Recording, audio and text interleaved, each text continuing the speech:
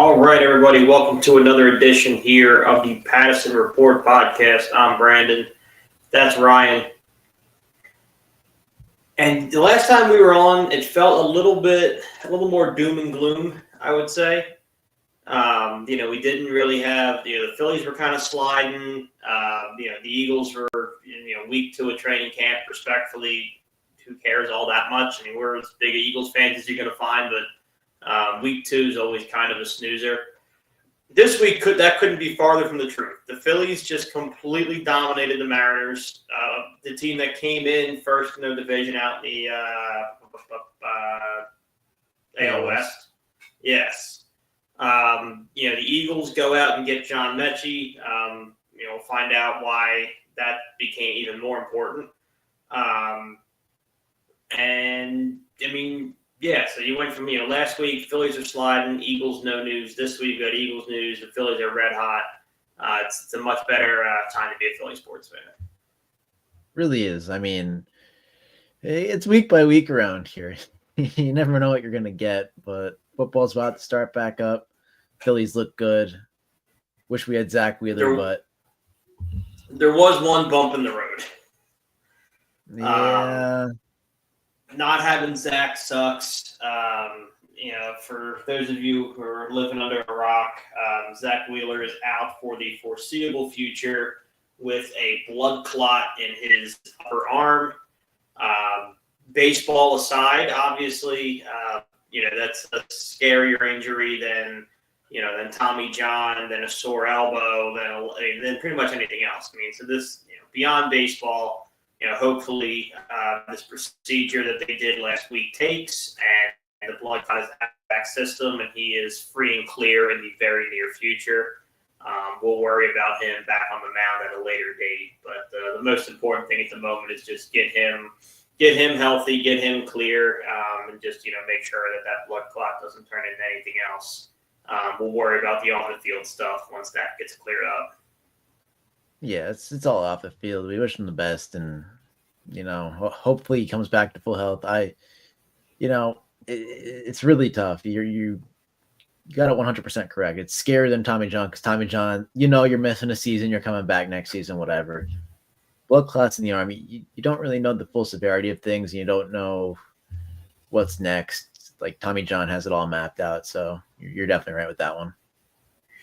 Yeah, and there was, I've read some interesting things from, another pitcher posted about, I don't think I made it to the major league level, but when he had a clot in his arm, and he just said your arm kind of feels heavy and disconnected. And, you think how these things don't pop up overnight. So it explains why Zach hasn't looked like Superman the last month or so. But it's also pretty incredible that as hindered as he clearly was, how effective Zach could still be. You're talking about somebody who probably had that blood clot for a couple of those starts and was still giving the Phillies 5 innings of good work. I mean, it's not Zach Wheeler-esque. That's kind of people probably thought there was something wrong. But I mean, what he was able to do with the blood clot in his arm would be a number 3 starter on almost every team in baseball.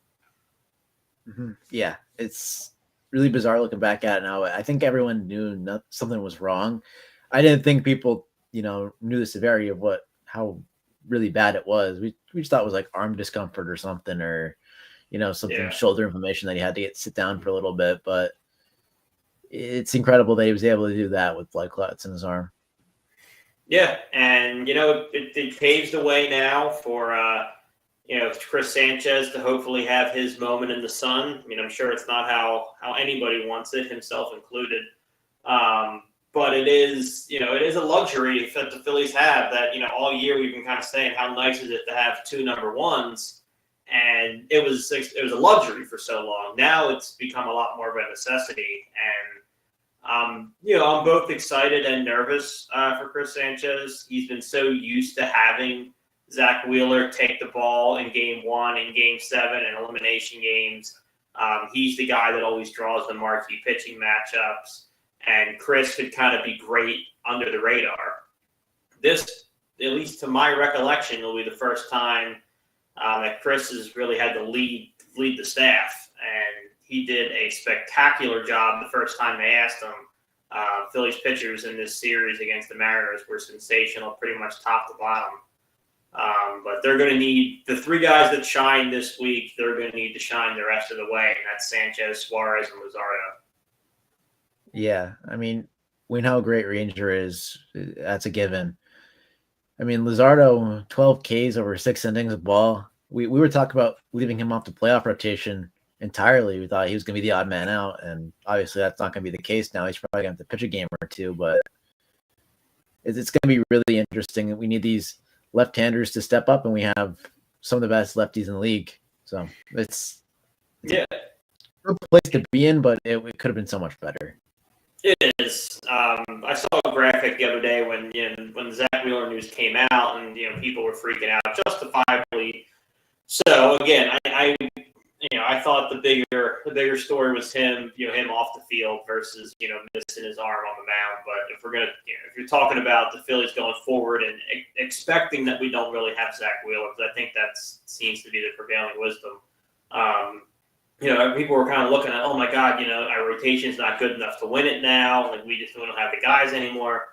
Someone posted the rotation from the 08 team that did win the whole thing, and no disrespect to any of these guys. I mean, Cole Hamels was a stud at the time. He was that team, Zach Wheeler. But you look at the rest of the pitching staff, and Joe Blanton was good, didn't blow you away. That's Jamie Moyer at that, he hit.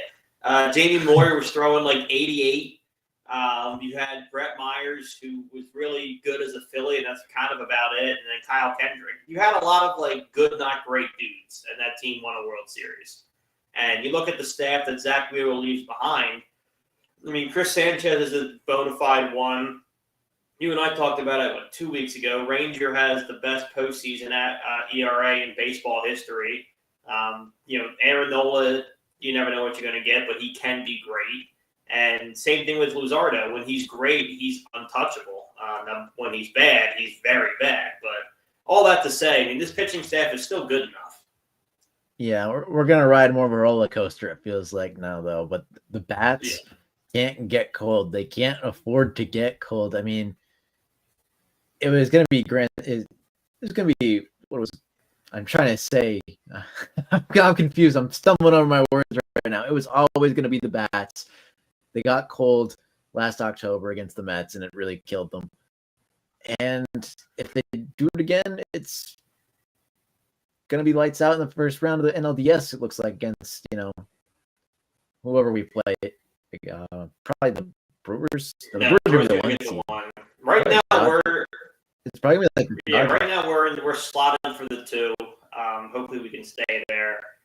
But to your point about the bats abandoning this team before, at least what I saw out of this Mariners series was repeatable. That was the encouraging thing. Like the slug, unfortunately, has left this team. It's a bummer. But outside of Schwarber, back 20 homers, and we're at the end of August. Trey's only at 13. You can go down the line. But what was great in the Mariners series was they were doing things that are repeatable. They're working deep counts. They're going the other way. They're poking the ball through the infield. They're just putting the ball in play. And I think if they can stick with that mindset, I'm less worried about the bats going away in October because you're not so reliant on the long ball. That approach is consistent. Hitting singles, moving runners, playing small ball is consistent, and then taking the home run when you get it. Feels a lot more sustainable in October. Yeah, it feels different from teams past. You got that right. I mean, if they use a small ball, it's going to be a lot better. I just don't trust they're going to stick with that approach all the way through. The team philosophy switches so quick, and we need runs on the board fast. Schwarber's going to swing for the fences. Harper as well. Yeah. It's just one of those. It's just one of those things. If they show me that they stick with that philosophy in October, then I'll believe it. But right now, I don't believe it. It's just the painful truth that the thing they can easily go back to relying on the long ball just like overnight. So, but if they don't and they keep this up, I'll be way more encouraged than I have been in previous October. The 2 guys you mentioned are are professional hitters in the sense that those two, I don't worry about their approach. Kyle's obviously on a Ryan Howard-esque Phillies pace, and Bryce Harper has over time earned the right for me to never question, what he's going to do on any given day. Even right now, like I said, this season his power numbers are down, but I think it was yesterday's game against the Mariners. I mean, he had a couple key RBIs where he'll do what it takes to win. Those two guys I'm not worried about. If they want to slug, by all means. It's guys like Bryson Stott in the 9-hole seeing 7-8 pitches per at bat, and either walking or poking one into right or left field. Brandon Marsh has gotten hot all of a sudden. Not hitting for power, but just getting on base and making things happen. You look at JT Realmuto, who's turned the clock back 4 years in this last month. Even Max Kepler has gotten better at the plate lately. Like, guys like that, if they can just continuously put the ball in play, get on base, let Bryce, let Trey, Kyle, in this case JT, let them try to take these high leverage at bats and hit for power. Just your other guys, just get on base. It is really as simple as that. And the team has turned back the clock, and if Marsh is hitting like this and Stott's taking 8-pitch RBIs or 8-pitch at bats, I really like our chances in October. I think this team is good enough to win it all, even without Zach Wheeler at the helm.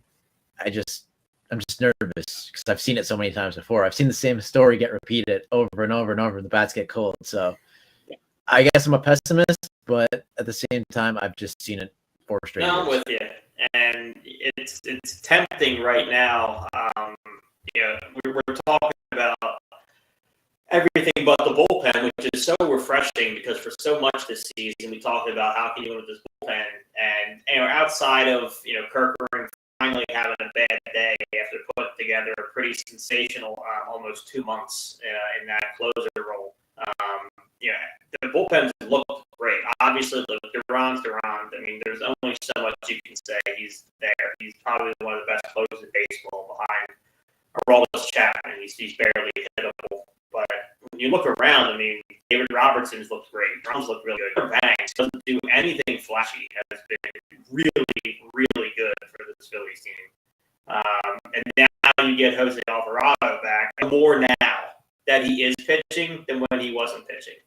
Because I'm looking ahead at the luxury in the postseason. I mean, the Mets have it, and the Phillies do and they don't. But, man, if we get Alvarado, every single night, you can't dodge a closer. You can't go, we made Duran throw 2 nights in a row. He can't go tonight. That's all well and good. Now you have to deal with Jose Alvarado. It's just so tantalizing to have been so close to that, and some off-brand Ozempic took it away from us. It really is a shame. We were this close. You're definitely right.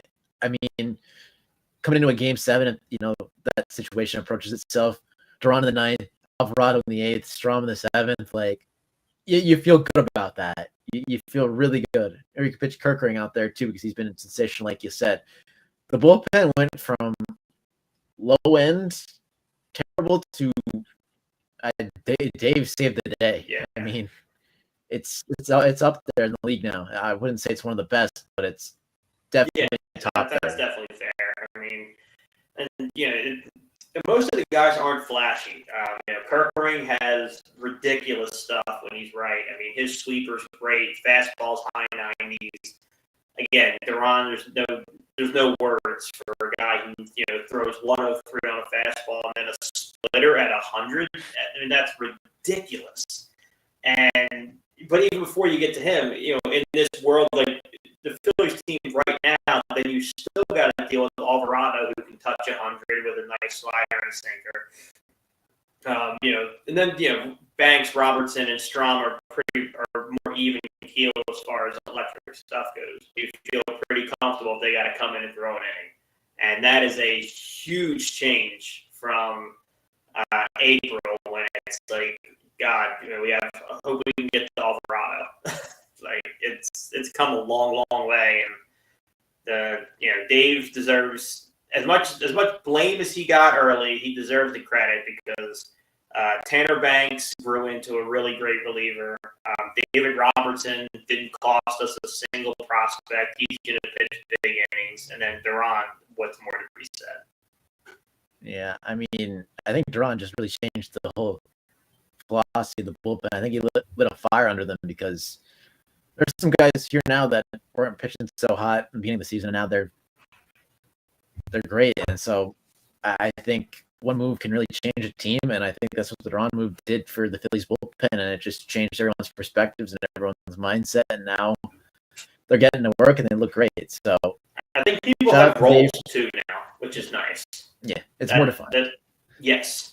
There's, Kirkland's not wondering if he's going to close or if Strom's going to close or what. I mean, those guys just know their one job is to get it to the ninth. If you can get it to the ninth with a lead, you feel awfully good. And I think you're right. Securedness, a lot of comfort, and a lot of motivation to just know that all we got to do is get it there. We finally have a guy who can shut the door. Yeah, and it's been a while. It's been, gosh, how many years since that? Probably the last time. Yeah, that was, 10 plus years ago, it feels like? The current Phillies all-time save leader. Yeah, that record's going down. Depends how long Duran gets to stay, but I think you're right. He's got, I think, 180 or something saves to go. So he's got a ways to go, but if he can stick around for 3 or 4 seasons, then if he gets an extension on that, then it's over. It's done. You're right, for sure. Across at the lane for now. I don't know. They're changing names over there. All the time. Yeah, for now it's the link. We'll see. But John Mechie, bit of a surprise, but it's if you follow this team close enough, it's a how we move. And he's always said he doesn't draft on need, he doesn't free agent on need. He is going to get the best players that he feels are available and let his coaches find a way to use them. We were 5 deep at wide receiver with 3 spots pretty much entrenched. Johnny Wilson looking like he was definitely going to be wide receiver 4.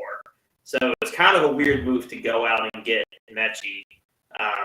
Essentially, I loved it from the get-go. I think that's one room where you can't have enough top-end talent. He's an Alabama guy. He's a Jalen Hurts and Devontae Smith guy. I think Jahan Dotson's good. I think he had a great Super Bowl. I don't think he has a stranglehold on that wide receiver 3 spot.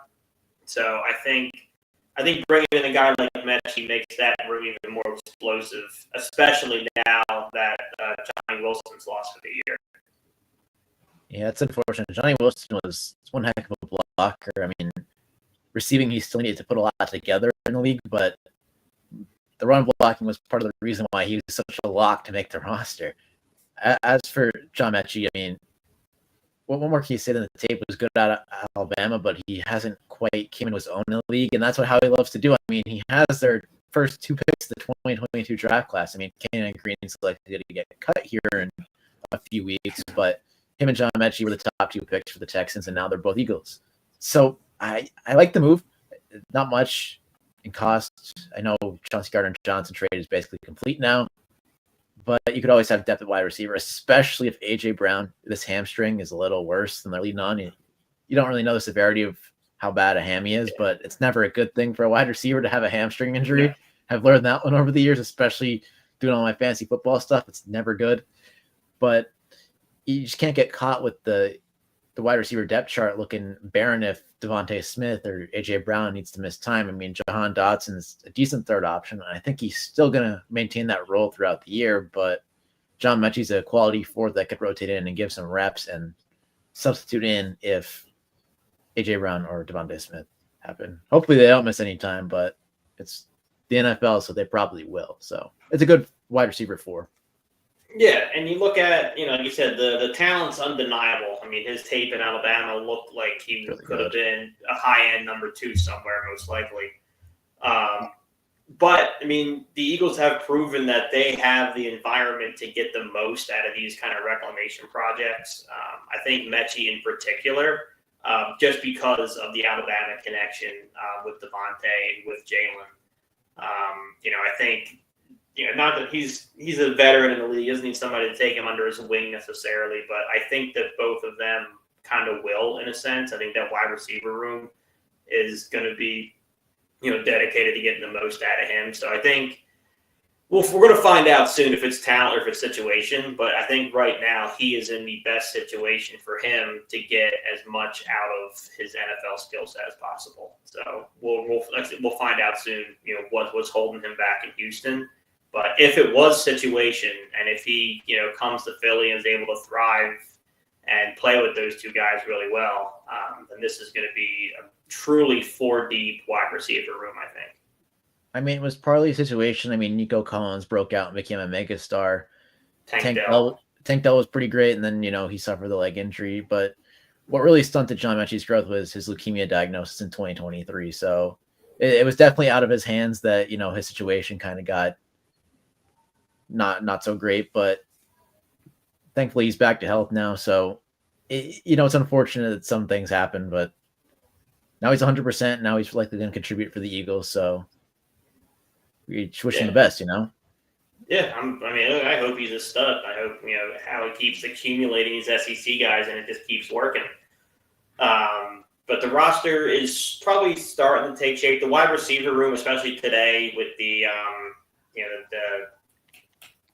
news for I already forgot his name, Johnny Wilson. Sorry, with him being out. Now you're probably looking at, Cooper making the squad, which, he's had a phenomenal training camp. I think a lot of people were pulling for him to sneak in there anyway. If there was going to be a 6th wide receiver, it probably would have been him. I think now he's pretty squarely the 5th. So your wide receiver room, you feel pretty good about the way that looks. You mentioned the rare failed Statland experiment with Green just not really working out up front. So your O-line's starting to take shape outside of however long you're without Dickerson. What other position battles are still in your mind, totally up in the air? I mean, thank goodness that this Eagles roster doesn't have a lot of that, but I mean, the battle for defensive tackle 4 is going to be interesting. I know they really like Gabe Hall. That's why they made that trade with the Raiders. Mm-hmm. Obviously, Ty Robinson is a later round pick. So we'll see what his development's like and how he factors in. Obviously, Ojomo, Davis, and Jalen Carter are the top 3 guys. Yeah. But apparently Ojomo's been having an awesome camp too, if everything. I'm not surprised. I'm really not surprised at all. But that DT4 slot, because they do rotate a lot, it's going to be interesting to see who ultimately gets on the field, because they're going to, use more than 3 guys. But so that one kind of has my interest. CB2 obviously has everyone's interest. That's the most public battle left, probably, I would say. That one edge. Yeah, I agree with that. And I don't know what's going to happen. I'm just glad they're keeping Cooper DeJean in the slot. We've mentioned that. You could move him outside. I'm glad they're not. I want to see him. It was Keely Ringo's job to lose, and he has done a sensational job at losing it very quickly. I mean, some of it was reps against Jamar Chase, but outside of that, it's really not going great. Like you could excuse the reps against Jamar, but outside of that, it's kind of been a really rough offseason, really rough camp. And they did put the draft capital into him. They traded a future 3rd to select him in the 4th, I believe. So the draft capital was there. Everything was there. And then we made the trade for Jacorian Bennett, which he's good. He has one of the lowest pass ratings allowed last season, but just injury concern is just, that's why he ultimately got traded from the Raiders. So some of the tape I have seen from him though has looked pretty good. He shut down Jamar last year. Yeah, I even mean as an Eagle. I've watched him, hawk down a couple of really tough balls across the middle from some highlight tape that's been posted on Twitter. So what have you heard at Edge? I haven't been up to date with the Edge battle yet. I've been more focused, of course, on corner 2 because everyone's talking about it. It's even farther than that, just Eagle circles, because everyone wants to know who's starting at corner for the defending champ. So yeah, so the latest thing I heard today was that there's a differing of opinion on Azeez Ojulari. There are, some writers that think he is a lock to make the roster. But then there are 2 or 3 others that have kind of said that his spot is far from guaranteed, and he's kind of at risk of falling out of the rotation.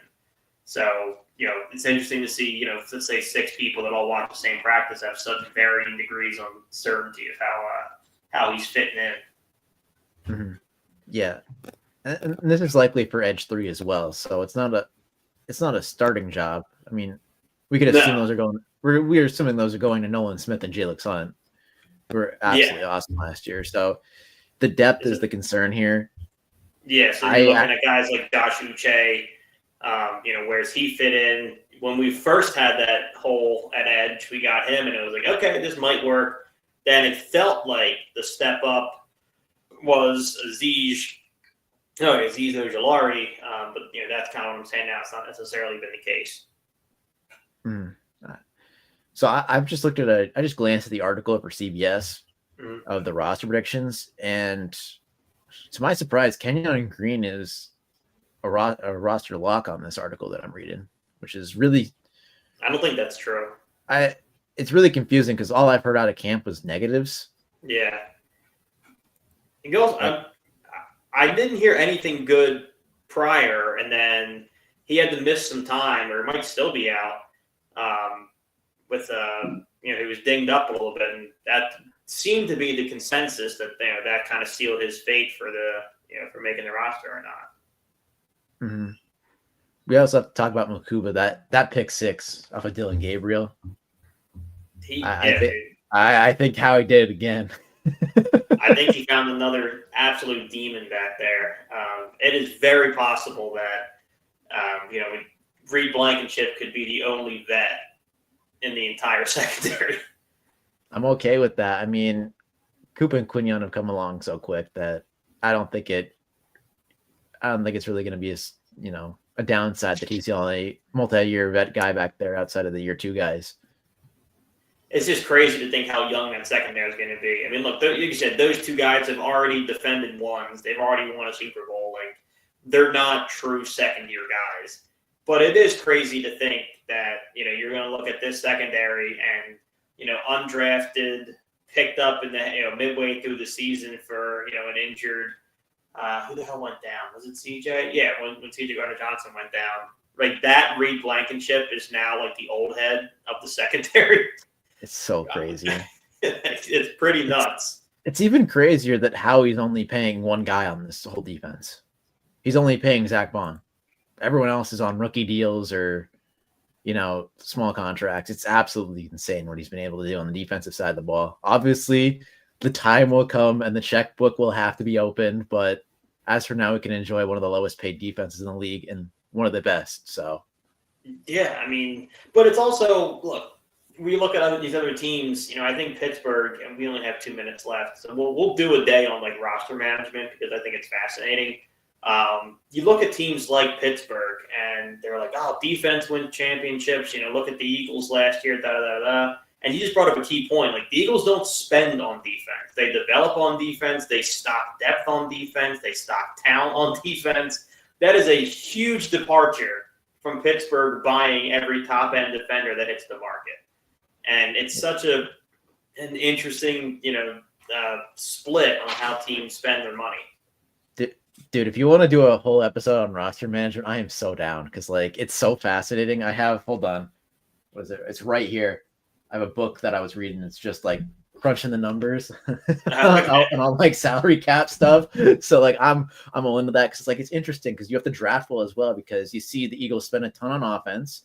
They're a great offense. You see the Bengals spend a ton on offense, be a great offense, but they're a revolving door on defense and refuse to pay anyone on the defensive side of the ball. So it's the roster management stuff is just so interesting when you really take a microscope and look at it and look at the contracts and just see the different intricacies that language the teams put in. It's kind of nerdy, but I love it. So, and the Eagles do, to your point, we do spend on defense, but also look in these past couple, look these last few years. We've let a lot of defensive talent go out the door, not because they were too cheap to pay them or anything of the sort, but because we knew we had Moro Ojomo in the wings. Jalix Hunt was in the wings. You have these guys who you've been kind of bringing up so that when you have guys that get expensive, it's not that you're too cheap to pay him; it's that you don't have to. Like some of these other teams, like you mentioned, the Bengals, for instance, they have to. Well, I shouldn't say have to. They should pay Trey Hendricks whatever he asks because they don't have anybody else.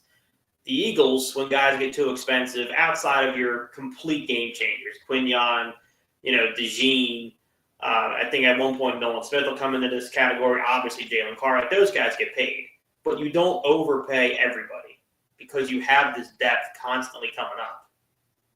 Yeah, I totally agree. I mean, Reed's going to be the next guy to hit the market. I think you got to pay him because even with Makuba, if he becomes a standout, you're still going to need another safety. But Howie has Reed won't be that expensive either.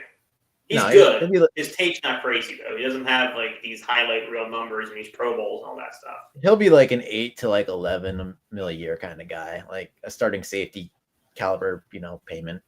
Mm-hmm. But it's so interesting because now Howie is in the driver's seat for this year's draft, and he has, I don't even remember how many picks exactly. I think it's 13, 14.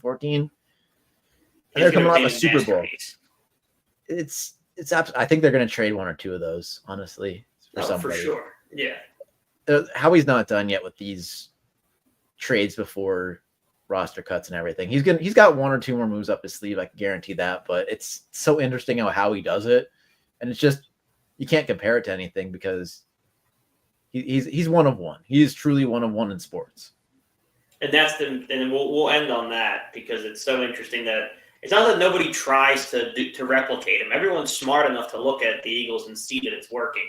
So far, no one else has been smart enough to hit the right buttons at the right time the way Howie does. And you got to draft the right players. You got to draft the right players. And he made the ultimate mistake by picking Jalen Reagor over Justin Jefferson. He learned, traded for A.J. Brown, and now they have, a Super Bowl. They have two, actually, but. Absolutely. But it is also the frequency with which he's right. Everybody thinks they're drafting the right guys. The amount of times that Howie does is shocking. I mean, it's just those guys. You look at the roster, the Jason Kelce of old 6th-round pick. Jordan Mailata is a franchise left tackle. How many franchise left tackles do you get in the 7th round? Yeah. I mean, and even you go beyond that, like you were just talking this year, Moro Jomo is going to be a complete problem. He was a mid to late round pick. Jalix Hunt was a late round pick. I'm trying to think. We just talked about Reed Blankenship, undrafted, out of Memphis or something. Memphis, it was some Middle Tennessee. Like you got the Will Shipley, who's apparently having a great camp. Like you got these guys that you didn't pay a boatload for, you didn't spend a ton of draft capital on. Like what the Eagles do in the 4th through 7th round needs to be studied. It definitely does. It's incredible how much Howie's hit rate has just improved, and he's definitely the best at drafting. Because, like you said, you have Jalix Hunt, who he went a little early on like big boards. I think he was round 3. But he had the athletic traits, and that's what Howie looks for. And I remember he texted Daniel Jeremiah because he was on his big board, and he texted him. He's like, "Yo, take that off TV, please. I'm taking him."